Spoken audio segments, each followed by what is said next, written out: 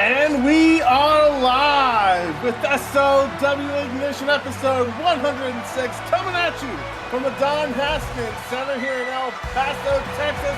And we are kicking things off with our new and first ever two-time SOW World Heavyweight Champion, Ali Nagadomi. Oh my, I can't believe I missed that one. Yeah, it was a hell of a show last Saturday. Quite a lot happened. I would say it was not exactly on the table in my mind. Specifically, of course, the tag team titles had a massive change that I would never predicted. But we can take some time to talk about that more later today. Right now, we got to focus entirely on our first two-time World Champion here at SOW. First two-time champion, period. Nobody's ever held any championship within SOW World once. Even though they have tried and tried and tried. We're hearing a bit about Nagadomi, his opinion, his outlook on SOW back when it was first formed.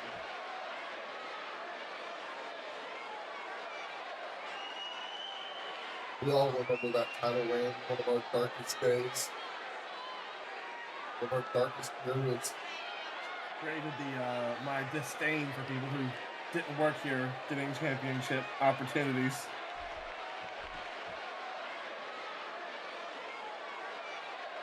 I'm liking where this seems to be going. You know? I mean, it would have very much sucked if we had finally gotten that belt off of Byron, only to go back to the same Ali Nagadomi that it was on back in early 2025.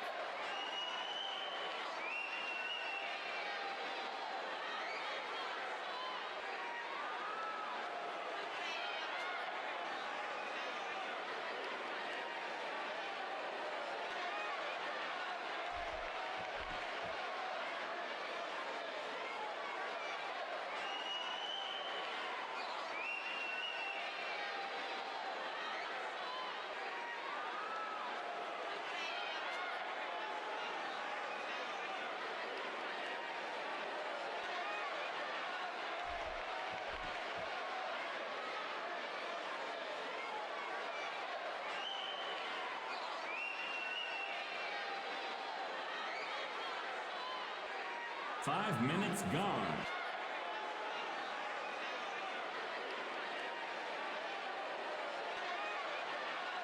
A lot of remorse and regret. I think for the first time he's ever admitted any of this. I would have to agree with you. I don't think he's ever spoke about having any regrets with his time with the title previously. It sounds like somewhere in the back of his mind, somewhere things started to eat at him, and it's kind of changed his outlook. I mean, part of that could be his signing with SOW to begin with. He now represents this company, and knowing what he did when he was its champion, it probably doesn't sit well in him, or sit well with him.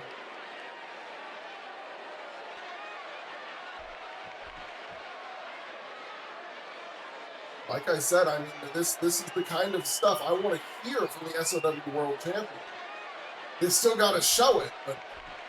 Whoa! A title defense in 2 weeks' time? I mean, we know Hermes has a championship opportunity lined up, but... Well, speaking of Hermes, the #1 contender to the world title, I think he's heard more than he wanted to hear. Seems to be coming to make his own thoughts known. Of course, this man is also a member of the Paradise, the same group who had just held this world title until last Saturday under their leader, Byron. And keep in mind, Byron is technically going to be owed a rematch as well for the world title. But right now, the number one contender, the Lord of the Flies, Hermes Rhapsody.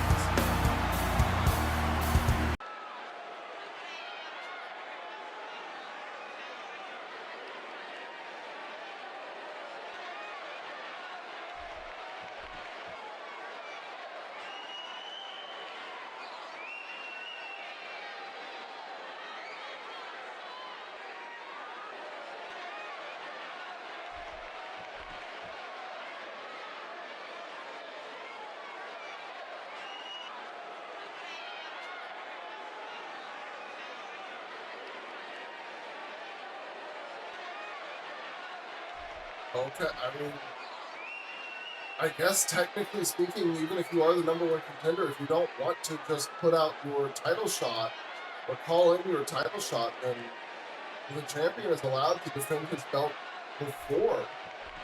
But I don't think that's been done in SOW. I'm pretty sure whenever somebody wins the number one contendership, up till this point, the champion has always waited until it was time for that match to come, right? Pretty much, yeah. We've never had someone essentially do what Nagazomi is doing right here. Also, a reference to Chikara. Yeah, I mean, technically speaking, he's right. It was actually Chikara who pinned Hermes back at Victory Lane 2024, not Ali. So when Hermes says that Ali stole the title from him, there's just no. That's not true. Yeah, there's no truth to that. 5 minutes. Oh, gone. and this is notably the second time somebody has tried to call to Hermes to go back to who he used to be. The first being Tony Lee just a week ago ahead of their number one contendership match. Tony had mentioned that he felt like the Hermes from before, was still there, hiding behind all this pomp and flair that Hermes has had with Paradise.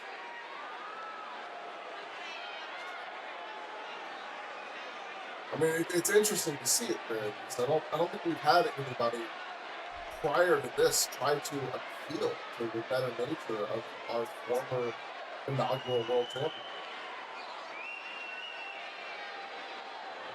Right now, Hermes kind of just running down the previous champions compared to himself.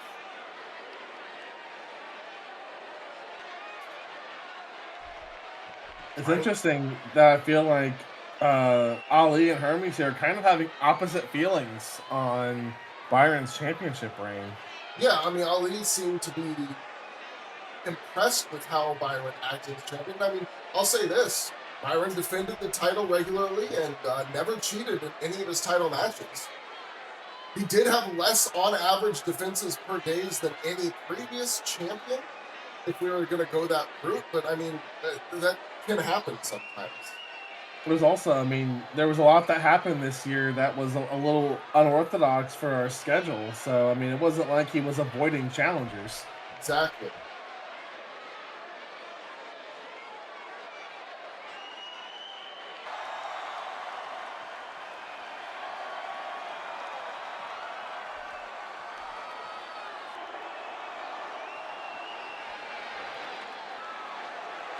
Oh.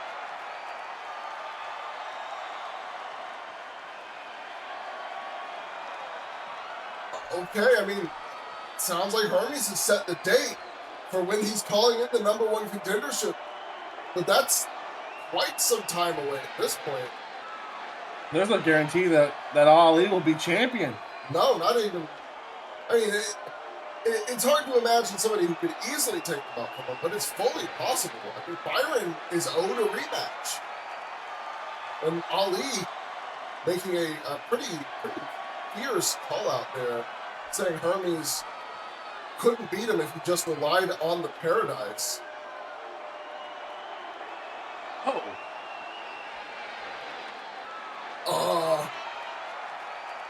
Okay. That's a statement.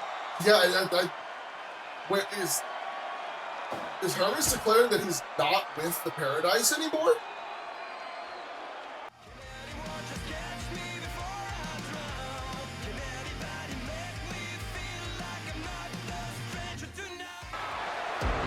All right, well, it is time to get on with the rest of the show. I mean, I think that was one of the most interesting opening segments we've had on Ignition, at the very least, in quite some time. Definitely of this season, for sure. And I have to really think about some of the previous seasons and openings, but I mean, in recent memory, that takes the cake. Well, I mean, and what a mic drop from Hermes at the end. I'm curious to see how that develops. Yeah, I mean, I don't know about how smart that is. Knowing you have a title match, having a date set, and then basically saying fuck you to all the guys who love to run in and ruin matches. Like, a little concerning. And also, maybe it's giving me a glimmer of hope that Hermes is still in there somewhere.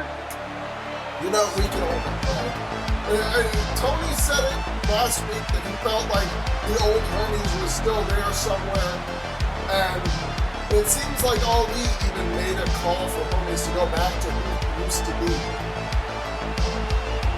But as it stands right now, no matter what, there's definitely been change in Hermes. This match, however, is the first match in our second Women's National Challenger Series. Obviously, the winner of these matches, there's going to be 4 of them, will go into the Fatal 4-Way for a shot at the Women's National title. This is how Hera has decided to handle the Women's National title, seeing as the overall point totals in the Women's National title division were just on the lower end. A great reset opportunity for many of the women in that division. I mean, look no further for that than Eve Moreau, who has just been so hot and cold in her time here in SOW, and kind of currently on a bit of a cold spell, at least from the matches that I've seen of her. She just keeps getting as far as earning opportunities, whether it's in singles or tag championship opportunities, and coming short every single time. She is starting off hot in this match. Oh. Massive lariat to the outside and a roar at the crowd. Eve Moreau clearly has a bone to pick tonight. And like you were saying, she has been very off and on, and her opponent has almost exclusively been on. She has failed in a couple of singles matches, but it's only been a small few where she has not come out on top. And obviously, one half of the women's tag team champions who just defeated Aiko and Mia in what was like a 30-plus minute match on Burnout. One of the hardest matches I've ever seen a team fight. Definitely one of those kind of matches where if anyone had any doubts about if the Classics were a legitimate tag team or not, they are put to bed. But the Classics have clearly shown themselves to be one of the most efficient and well-oiled teams in the women's division. It's the only reason that they were able to overcome the experience and talent of their opponents on Burnout. It's just that they are a much better set team. It's very interesting. It is to say as well, on the flip side of that, look how far Aiko and Bia have come as a team. I mean, things were a little murky there. You know, the win-loss record told a different story versus what we saw in the ring. Compared to now, they're going 30-plus minutes with the tag champs. They are coming along. Oh, for sure. But it can only be a matter of time before they get another chance at the Classics. So I'm sure the Classics would welcome that with open arms. Yeah, I can't imagine either Cameron or Kat running from a fight. But like you said, yeah, Aiko and Bia have gotten very, very well coordinated. They're even, they've made discussions of statements of having a tag move of some kind. Though they were not able to show it off. I believe they went for it on Burnout, but it was blocked before they could actually set it up properly.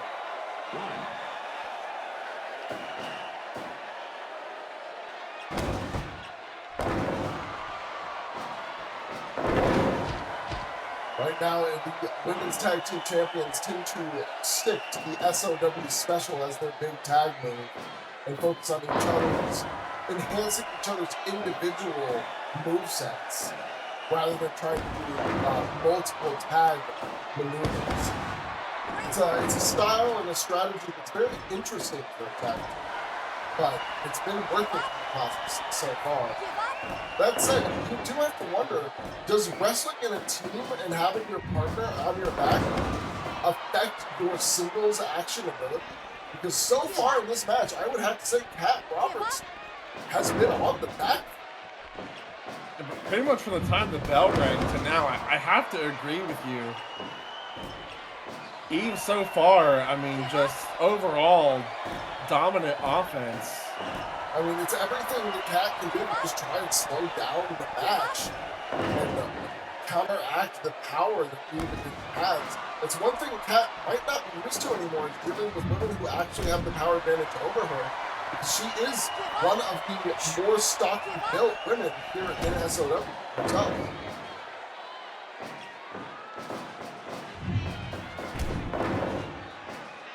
As we know, pound for pound, Eve Moreau is the strongest female wrestler in SOW, and the strongest overall would be Diet Pete.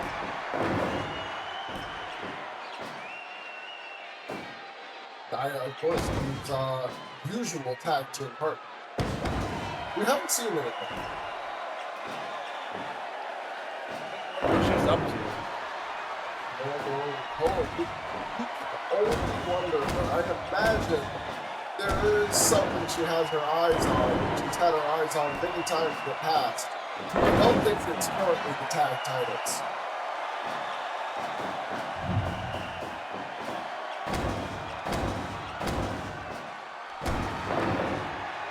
Kat trying to fight back here, goes for the knee drop into the cover.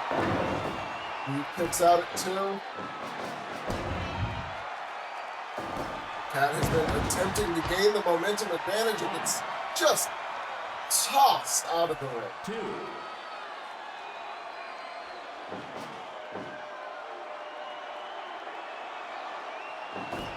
All right, she's caught her! The DDT! Counter into the DDT. It's not the full impact, but it's good enough to keep Eve down for a 2.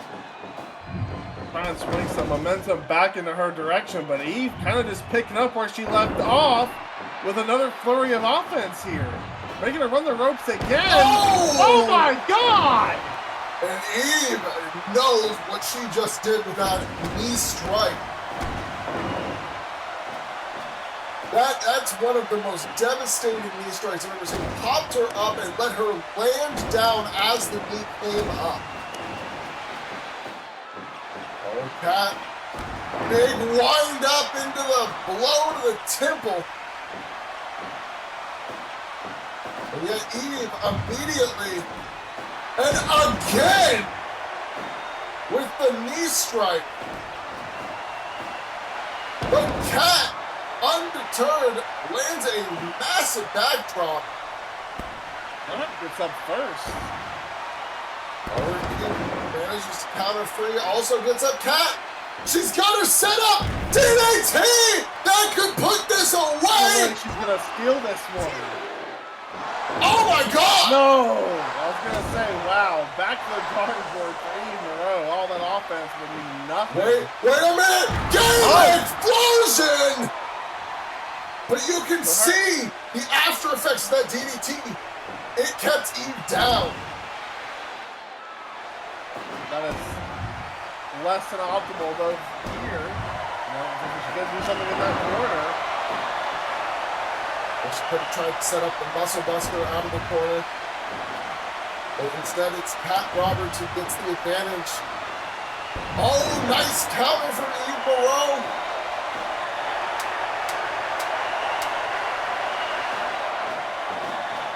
She's sending. You're done unless you have a plan. She's not done quite yet. Leaps over. DDT of her own.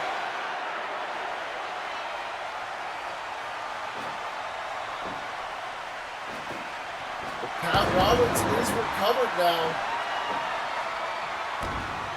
Moreau punches her way out of her grip twice. Catches Cat Roberts. TKO! But once again, Eve had to take a moment. Will that be a deciding factor? Not this time. Eve Moreau managed to pile on enough offense that Cat Roberts could not kick out in time. Big win for Eve. She needed this one.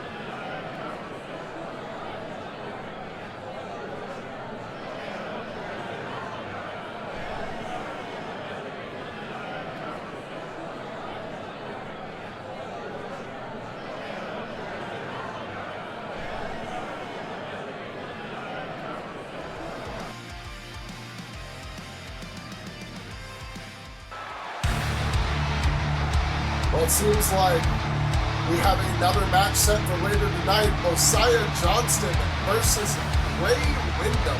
We knew Bray Windham would be wrestling tonight, but we did not know who his opponent would be. Now we do.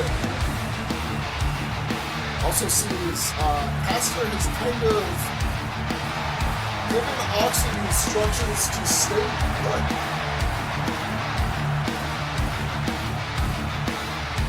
Yep, I mean, I guess he's not happy about the results from Burnout, and I'm not shocked that Ashton would be upset about that.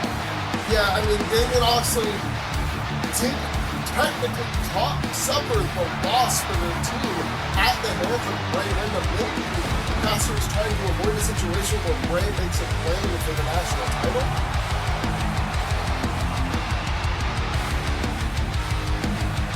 Not entirely sure where that's going to go right now. We'll have to wait and see. Maybe see what happens later tonight. Indeed. One thing to note, though, after what we heard me say, the Paradise doesn't seem neither Hikari or Lilith look like they're in a mood to play. I'll say that. There's definitely some tensions backstage from what Harvey said.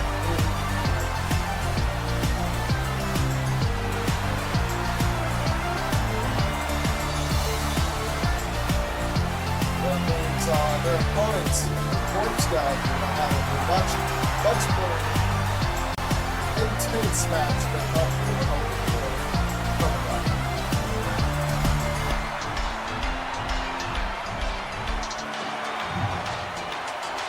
It's going to be a tough matchup for them. No matter what kind of takes place here, just on paper. It's hard not to lean towards the Paradise here, just in terms of star power. The star power, yeah, the history of them as singles competitors. It's kind of like the evil version of Bia and Aiko. You got a good point there. We do have on the Paradise side the current Women's World Champion, the only woman in SOW to hold multiple victories over Aiko. In fact, if you go back through history, undefeated against Aiko Kimura in this season. Which is a crazy stat, and a stat that was quite literally unheard of one season ago. Literally. No one could beat Aiko. I believe the only match previously where they wrestled was an unrecorded exhibition match before the season started. So it has been quite a That's quite a dangerous opponent to have on the opposing side. And then, of course, you top that off with the Demoness Lilith, one of the founding members of the Paradise, alongside Byron Mitchell and Kevin Daniels. And it's just a bad story for the Cork Scouts. I'd say it's hard to feel bad for the Cork Scouts, given who they are and who they are allied with. The Bangers as a whole are not a faction that I am super fond of. Sure. This is kind of a who is the lesser of these two evils match for me. I don't know. I don't think I have a good answer for that either, to be honest. Because as it currently stands, I mean, only one belt in the Paradise remaining. And it's the belt around the waist of the woman in the ring right now against Dashko, Kari Muramasa. She's the last hold, the last stronghold for the Paradise. Isn't it crazy how much can change in a single season? Yeah, I mean, when she won this title, the only belts the Paradise were really missing were the tag titles. Since then, they've lost the national title, they've lost the television title, and they lost the men's world title and have failed to reclaim the tag titles. And now, I mean, that team of Hermes and Death Panther, I don't think that's still a thing. That doesn't seem to still be going at this point. I mean, does it benefit Hermes anymore? No, it really doesn't. I guess if you think about it from a logical perspective, Hermes being in the Paradise could have just been him keeping them off his back this entire time. So we've seen what happens when the Paradise is determined to prevent you from getting something. We saw it happen to Aaron. I guess I also just fear, if this is all a big ruse for Hermes, right? And I just feel like, you kind of alluded to it earlier, how is he going to get to this match with Ali without any consequence from the Paradise? There's no way that Kevin Daniels' spiteful ass is going to say, you know what, Hermes, you did a good job with us. Thank you, handshakes, hugs, fist bumps. Like, there's just no way that this ends peacefully. I cannot imagine a situation in which Hermes gets to go to this title match unchallenged. I mean, as it stands, like I said before, Byron also has a rematch clause of his own. There's nothing stopping him from calling that in to take Hermes' #1 contendership instead. We've seen that happen previously, where a person's rematch clause was on the line in the match. Ali Nagadomi famously used his rematch clause, or put his rematch clause on the line against Kurata Hideaki, and ended up losing. That is true. But in this case, I mean, if you're Byron, if you're the world champion who held that title for over 200 days, well over 200 days, are you worried about potentially losing your rematch clause to Hermes?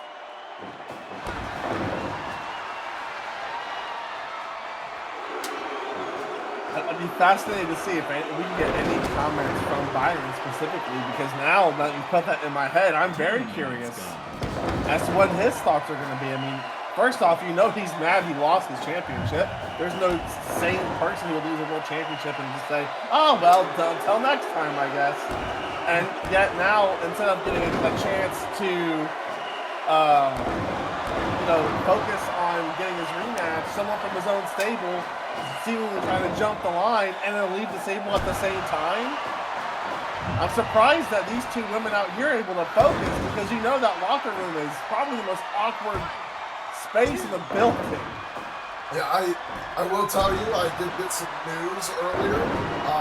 Hermes left after that opening segment. Also, he's out of the building. He's not staying to find out what the other members think. No, I think that is part of the reason for the frustration from the two women here. They likely, I mean, I know Lilith she doesn't seem like it. She was, from what I've heard, the type that kept the early negotiations of the Paradise smooth.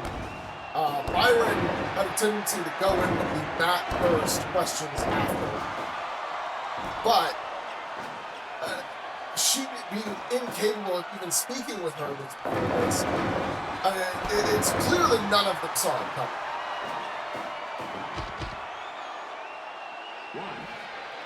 You know what? I can't help but love every second of it. The Paradise have quite literally tormented us. If you count back, to Kevin Daniels' initial nonsense with Death Row, we've been tormented by the Paradise for a year and a half.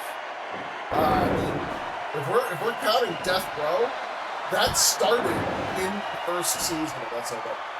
That was we're closer to 2.5. If you put it that way. Literally, like that. The first instance of Death Row was Trent Taylor and Elijah Lee, or not? Yeah, it was Trent Taylor and Elijah Lee, and Dakari Oget as well. Those were the first original members of Death Row. Later, they added Clint Cassidy, and then they kicked Elijah Lee and Dakari Oget out when they revealed that the group was really just a front for the Paradise.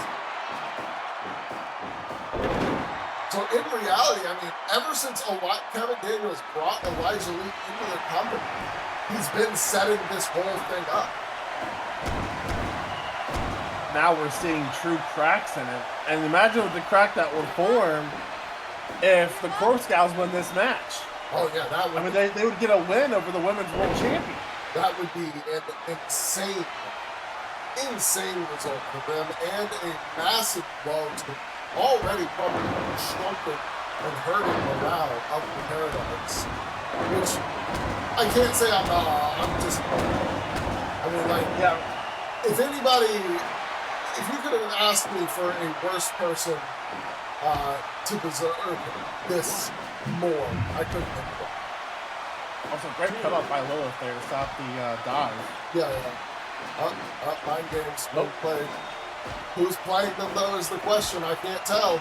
Is it a Dashko or is it a Kari? This feels like a Dashko. This feels like Corpse Gals nonsense right here. Yeah. Certainly does, and Dashko is the one to stop it and get the advantage off of it, so I think you were correct.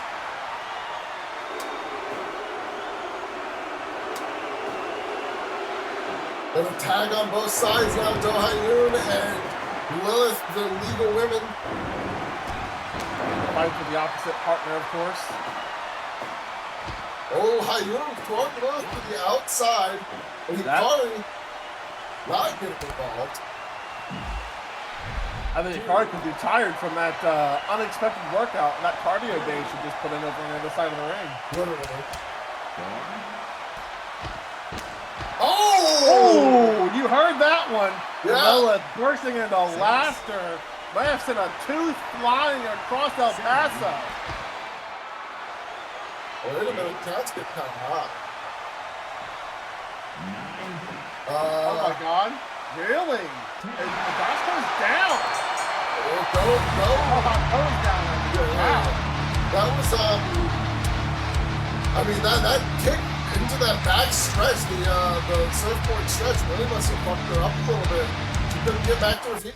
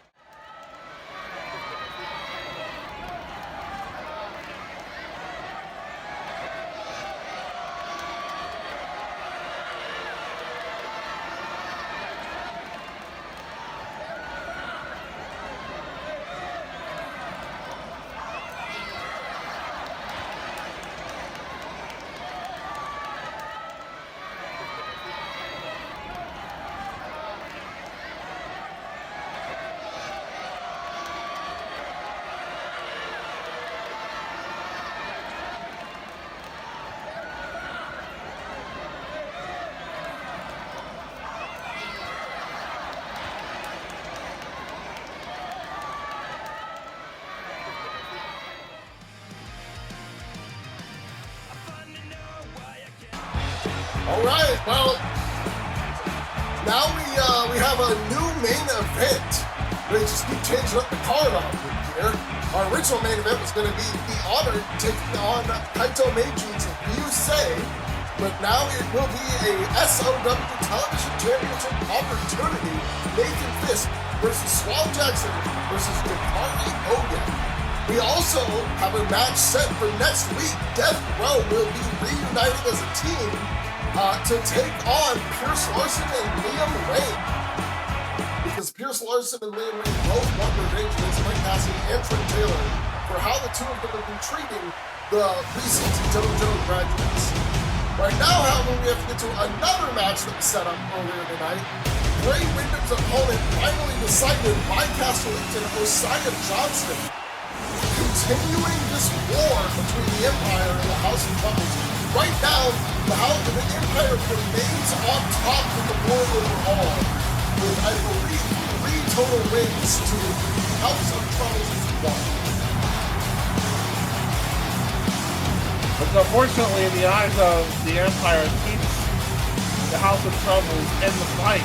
They were hoping to put that to bed at Burnout, but instead, Damian Oxley passing out to Bray Windham. That mandible claw, it's been a danger every single time he's pulled it out. It's one of the most shocking finish moves SOW has. Like, there's not many other wrestlers who can just put something out of nowhere and have somebody just go out like that. But when Bray Windham puts in that mandible claw, I mean, if you don't escape quickly, you're done. It's lights out.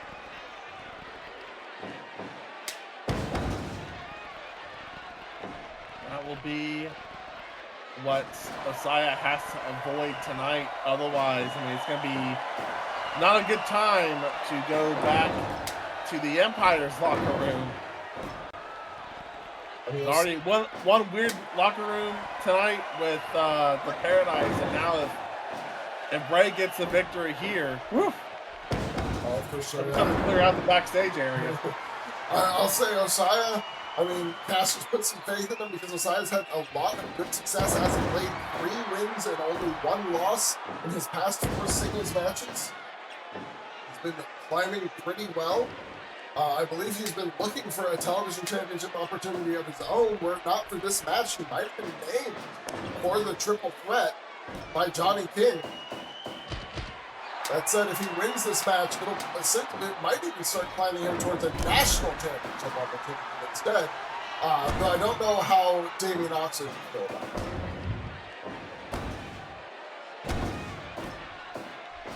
One of those things, when you're a champion, even in a stable, you have to be aware that, you know, the guys around you, they all want the same thing as you. Ultimately, the goal for everyone on this roster should be championships. Oh, absolutely. And the national title is not just any championship, but it's a ticket, effectively. You are good enough to get those 6 defenses. You can take that straight to the world title. We've already seen it once successfully cashed in by Byron Mitchell to get himself the world title around his waist. Of course, the other cash-in attempt we've had with the women's national title, Hikaru Barbosa just a little too capable for Nephis. Oh, and a beautiful neck breaker from Bray, who has taken control of this match so far. Josiah Johnson looking to put that to bed very quickly. 5 minutes gone. Oh! Weight of God by Bray into a splash across the chest. And there is a lot of cushion on that impact for both Bray and for Josiah. You could say that, yep. I think a simple splash from the top may not be enough unless a man of Osiah's constitution.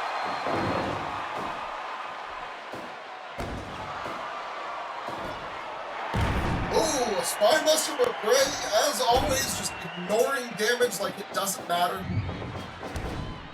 Lord knows how he keeps doing that.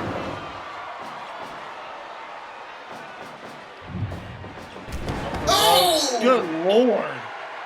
That was some weight behind that lariat. You gotta have some power to knock down a man of Messiah's size with such force. Absolutely. Messiah looking for those triple power bombs. Oh, something takes off his mouth. A splash of his own. A lot less cushion for Bray there with all that weight coming crashing down on him. Couple of spine drops and catches the legs. Oh, really stretching him there. This Texas Cloverleaf.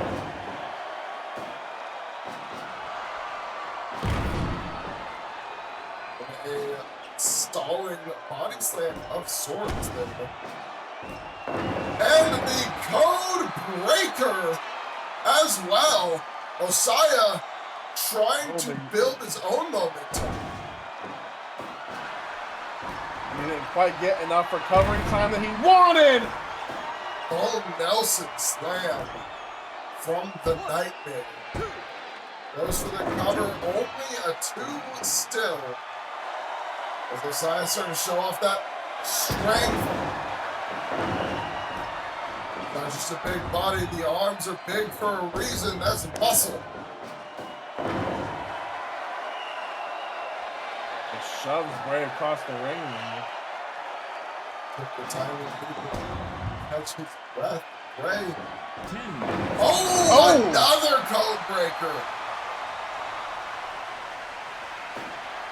Over again, Bray. I mean, the damage Messiah has taken earlier in the match might have been enough to really slow down what he can build here, because he has spent a lot of time on the mat, even after being the one to land a move. Meanwhile, on the flip side, the Nightmare, Bray Windham, just always back to his feet so fast. I thought he was going to call for something there, but I guess he changed his mind. Trying to inflict some more damage instead. Look at this! Another neck breaker. Bray looking to build some momentum. Back into his side. Tire out the big man once more. It was working well early on in the match. Oh, God! Oh, that will help. That will help. Oh, there's that creepy shit. Naturally freaks out Messiah. I mean, who would different time? No matter how tough you are, seeing a man bend backwards like that and just move toward you. That's some execution. Messiah again with the body slam. He's trying to fight his way back into this. Elbow.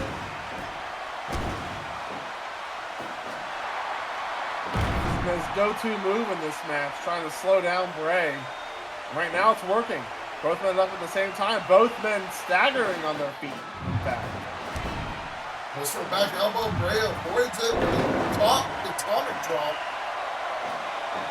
Oh no! No, he got caught! He got caught! And there it is! Like I said before, it takes no time, and he's not done. He's putting out further punishment. And now the House of Troubles get another win back from the Empire, both with courtesy.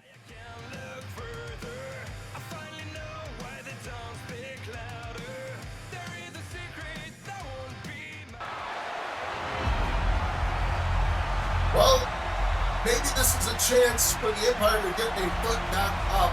Be honored back together as a team again here, and they're going to be facing off against Kaito Meiji's new team, which is currently 1-1. Ryusei.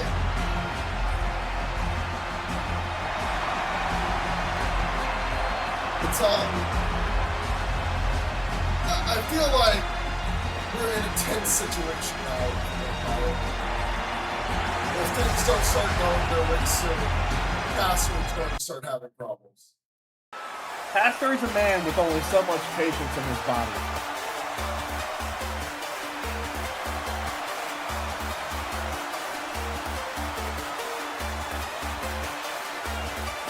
Now we get to see one of the greatest stars from Japan as a whole, regardless of what company you talk about, look to take the stage.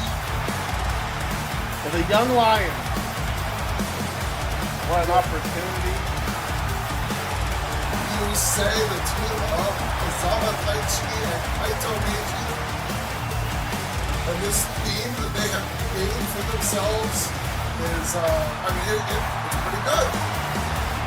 It is pretty good. Also, see Taichi showing some respect to the Honor. The mood they're going to be in right now.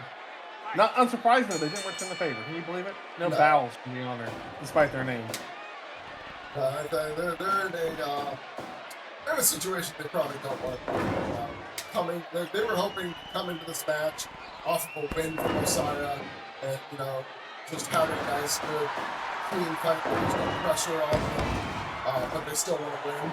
Now they also lost their main event status for the night. That's a big deal. Caster's probably feeling about that as well.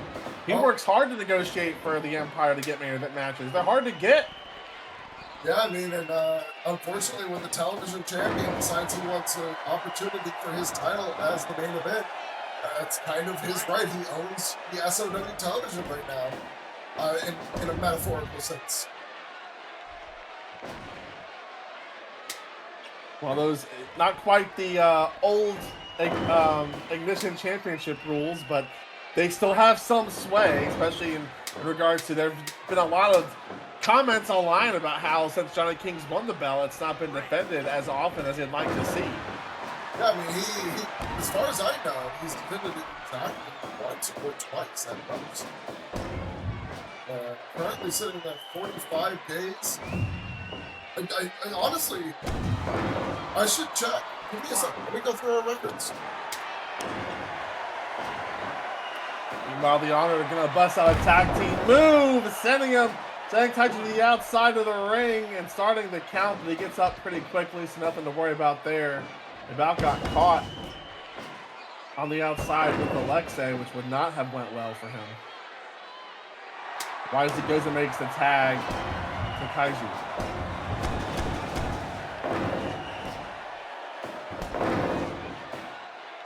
And Johnny King has had exactly 2 defenses of the title so far, and one was against Kerry Correa. That was his first defense. His second was against Isaiah Royce of the former SOW Dojo Group.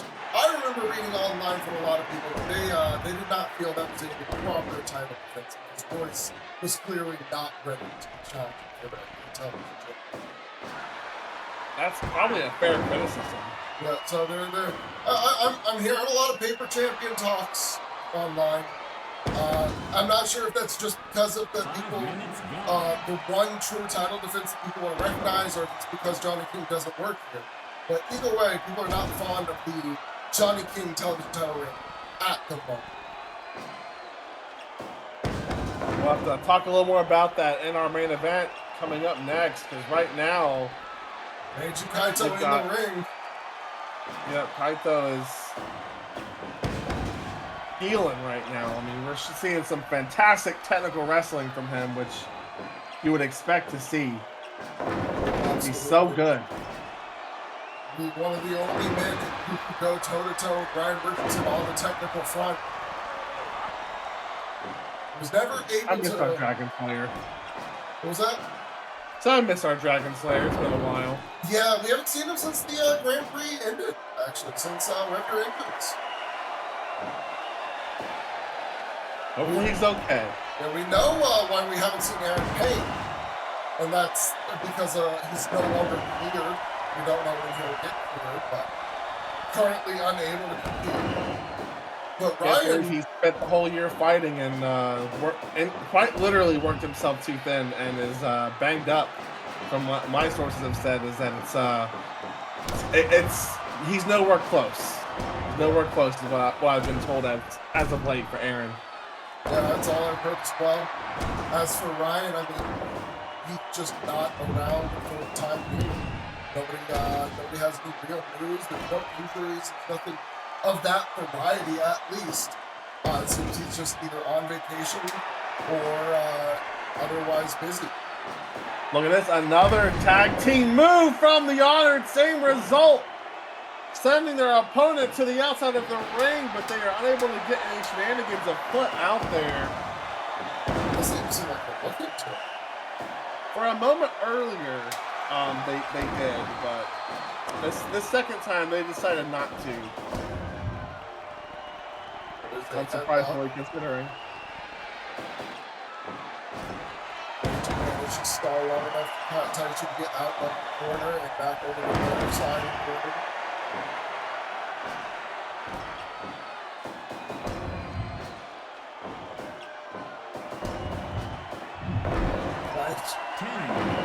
Taichi and Meiji doing good defensive wrestling. Very good, preventing each other from taking any unnecessary damage.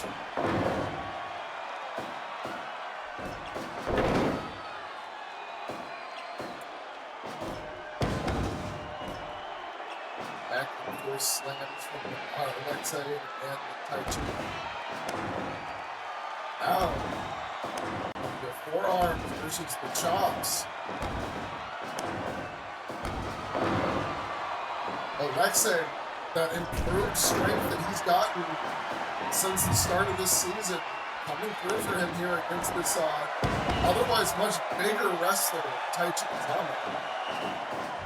And Alexei's become so dangerous this season. I mean, that television championship reign, like, really changed, I think, the way a lot of viewers and fans view him, but definitely how guys approach to wrestling him and wrestling the Army as a whole. You have to realize, for the longest time, Caster was the only member of that group viewed as a threat. You cannot say that anymore with Alexei around. Not at all, and I mean, as you're saying that, Taichi makes the tag, and before any tag action can actually happen, Alexei just suplexes him, sending him rolling out of the ring, and then he starts, at least for a moment, taking care of Kaito. He's trying to here. He's immediately seizing that momentum back, but wisely saving some of his energy going for the tag. Yeah, he doesn't want to waste too much of your time on the veteran. When there is someone on the ringside apron, if you can single him out in the ring, he's a much easier target. Unfortunately, right now he's not legal. Forcing Kaito to tag is going to be difficult. A lot of damage. Kaito is the type of wrestler who knows his limits very well. That said, like you're alluding to, if they can get the tag to Taichi without taking too much damage facing Kaito, they're going to get a very, very inexperienced, if despite the talent, wrestler that'll be much easier overall for them.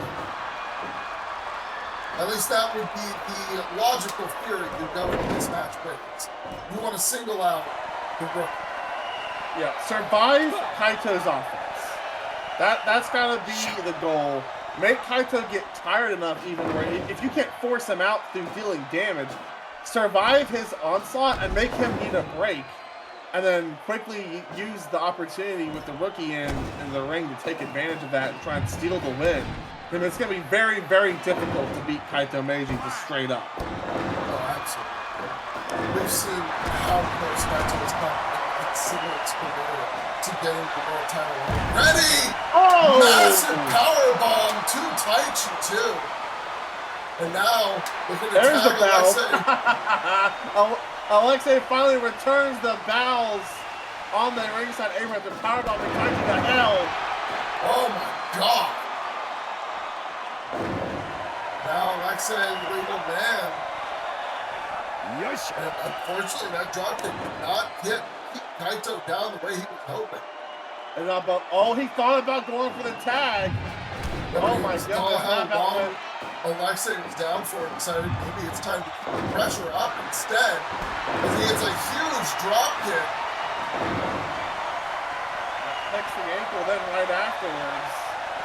Now Alexei not really getting a lot of movement here. He's trying to call, but luckily for his ankle's sake, Kaito lets that go. Oh my God, what a combination in the armbar. Too close to the ropes though afterwards.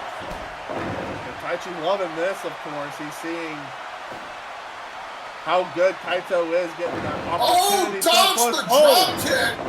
At the last second, he looked up and moved just out of the way to avoid it. The fortunate that Kaito, again, so good that he's able to turn a miss into an opportunity. Oh! recovery. But the landing was rough. Aiko is not a young man. Now look at this! Oh my god, the power of Alexei Zakar! Fights off the double team. Taichi does the same. Now things are devolving into chaos, and that's not getting some control here. One thing to note is that, like I said, Kaito is not a young, spry man. He's not old yet either. But Oh, look at this superplex! that level of punishment will wear you down. If you're not young enough to, if you've suffered injuries, it's really bad here. This might be exactly what the honor needed, because right now, I don't know, Kaito's not recovering. And Alexei, Power of Alexei. What an offensive onslaught here from Alexei Zakar. He is not giving Kaito a chance to breathe. Kaito escapes. He keeps thinking about tagging, but hits a poison rana instead. Maybe at this point you have to tag. You have to let the rookie get a shot. Kaito is trying to stretch himself as thin as he can. Catches Alexei with a DDT, but Alexei had just tagged out.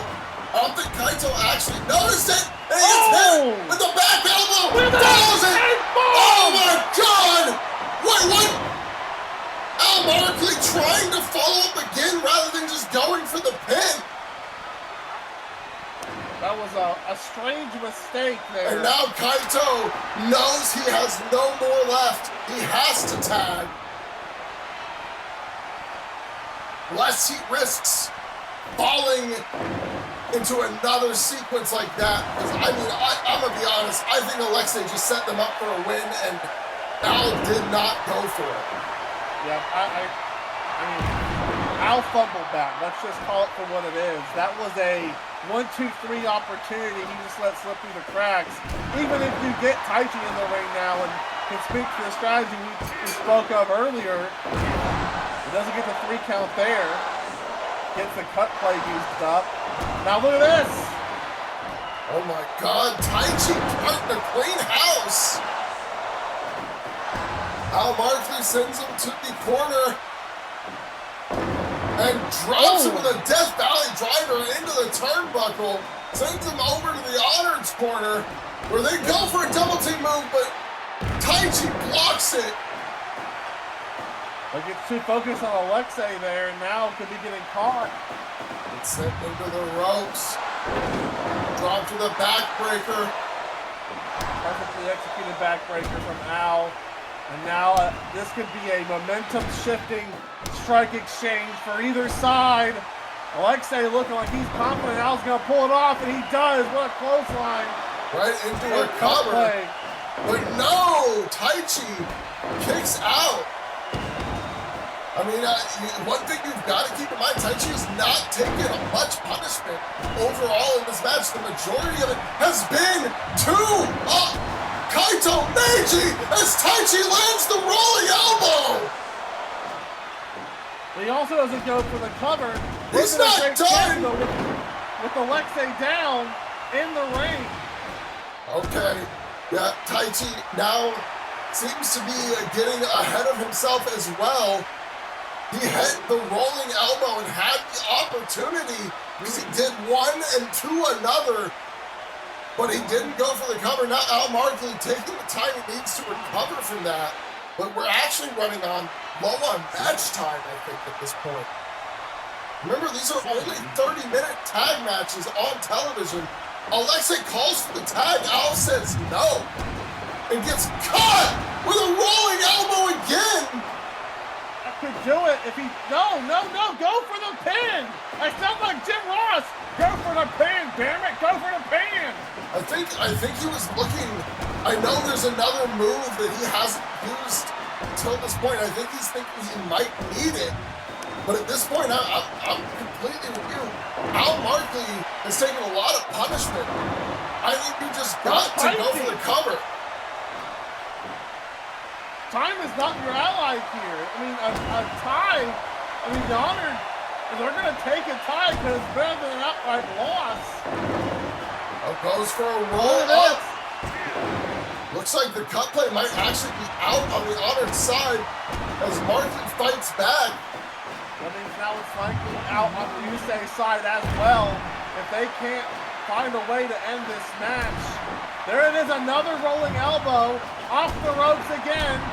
Another one. Go for the pin, please! Please! Oh my goodness! This kid's killing me! 10 more seconds. We're gonna get the tie! There's no time! Rolling elbow! Into the cover! Oh my God! They steal it! They steal it from the caster! Is gonna lose his shit! Al Markley should have made the tag after he failed to make the cover. At the very least, I don't think Alexei had taken enough damage.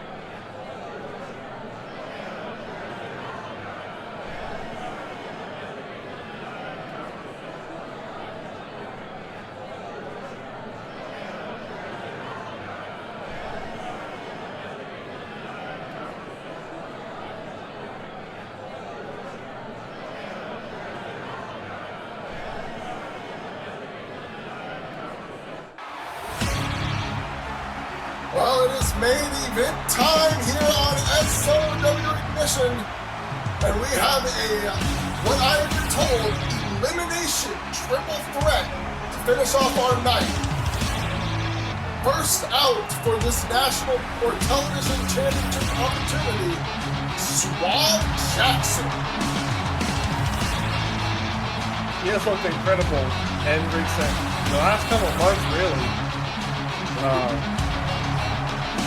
Well deserved this opportunity, I think. Whether he wins or loses, he should be here. Absolutely, that was great. I was going to say, the opponents for this match, all handpicked by Johnny King, all very solid competitors.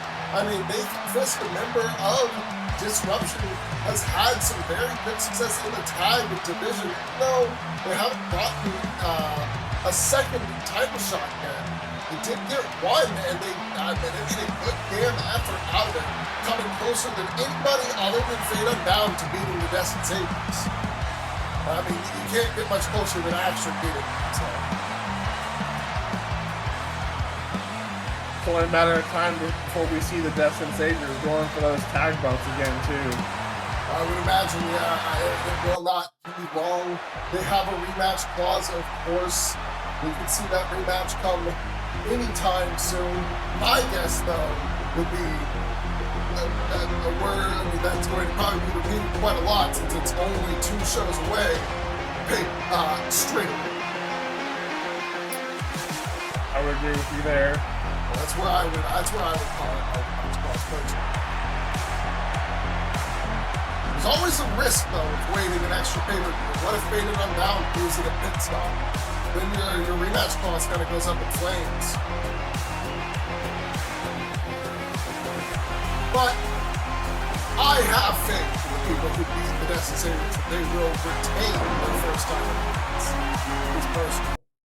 Yeah, there's no way you can find a way to beat the Destin Sabres and then be 1 month transitional champions. I don't see that. No, I would be floored, and I don't think they would accept that. I don't think that there's a bone in their body that wants to have any opportunity of losing those belts. Honestly, probably for the next good few months. I mean, the Saviors were coming up on, I believe, nearly 300 days as champion. They were the same as Byron, 273. I forgot they won those belts in the same night as Byron won the world title.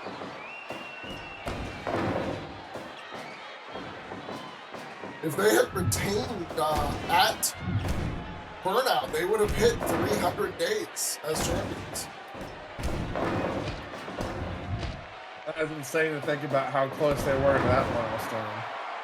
I mean, they were also really close to having the chance to be the first team to do a repeat at the World Tag 500.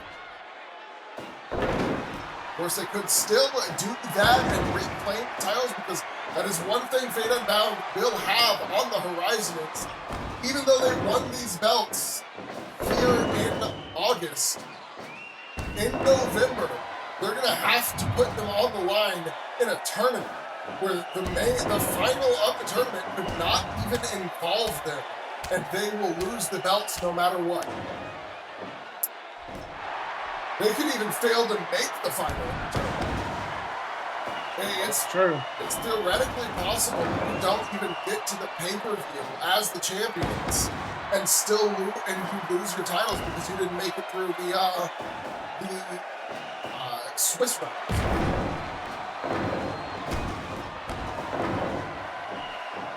So they're definitely going to have to be in preparation for that, as well as for all their title defenses. Right now, though, Johnny King is definitely backstage watching this with bated breath. I think he wants to see, honestly, if you ask me, I think he wants to see Nathan Fisk win this, because he wants to beat Nathan Fisk. But he didn't want to just hand him the title match either, because he told Steve that Steve had to earn it. Now he's going to make Nathan earn it instead. I also can't help but question his decision making. The three men that he picked are three of the quite literal biggest people in SOW, some of the strongest people in SOW, and I'm just saying, if SOW Jackson wins this match, I would not put it past him to take that television championship away from John King. With the role that he's been on and how improved his singles matches have been this year, we're really seeing that mentorship from Mars Namor pay off for SOW Jackson in 2026. Oh, I would agree. And as we alluded to earlier, all three, he's been three of the biggest men in SOW. I mean, Nathan Fisk and Hikaru Elliott, two of the tallest men in wrestling as a whole. Johnny King definitely has picked himself a mountain to climb when it comes to his title defense, which I believe is already Oh my God, set. look at this. Oh, Look no. at this. Oh no, Dakari's in the crosshairs. Oh, big boot spear. That is crazy. And then that alliance ends immediately afterwards. SOW gets tossed on the Dakari, goes for a choke slam. Imagine a choke slam on a Nathan Fisk. Would the ring withstand the amount of meat that's in this square something right now? We've got some reinforcements at the moment. We've seen some cracks after matches in the past. We've put in some reinforcements. We don't want this thing breaking apart like a shittier method we had it do. SOW is set to the outside where it recovers. Dakari doing the same thing. And now it's SOW with Dakari facing off because Nathan gets thrown into the corner and takes a short rest. So don't blame him. Now they don't want him involved. They want to fight each other. Oh my God! Oh my God! He just gets right up. SOW Jackson not only taking that huge brainbuster, but tanking it. And how Oh my God, they're again? gonna do it again! They're gonna do it again! Big boot spear! Well, if he's not going for the pin afterwards. God, don't let him compare you to Taichi now. Oh my God, the pop-up powerbomb going for the God. sit out. 1, 2. No, SOW Jackson kicks out. So Dakari was trying to say no more spear big boot combos on the knee. He almost took out SOW Jackson out of the match, but SOW not done quite yet. Maybe a third powerbomb would have done it. I don't know if 2 is going to get you there. Death Valley driver out of nowhere. Look at SOW go. Look at this. Taking out both men in the ring. Oh, but now the running power slam into the cover. SOW was caught off guard, but he gets the shoulder up anyways. That was close. I thought every big move gets him a little closer. Nathan actually kicks out with some authority there, too. starting to focus Nathan down a little bit. That immediately changed. Oh! Swab hits the short pile driver, goes for the cover. 1, 2, no. No, way. look at this! Double chokeslam on Nathan Fisk! And then Takari with the big spinebuster, but Nathan picks Swab up. He doesn't want Takari getting that elimination. No, he wants all the glory. So I'm saying both men goes towards that same corner, and they start fighting. Oh, there is that power slam into the pin again.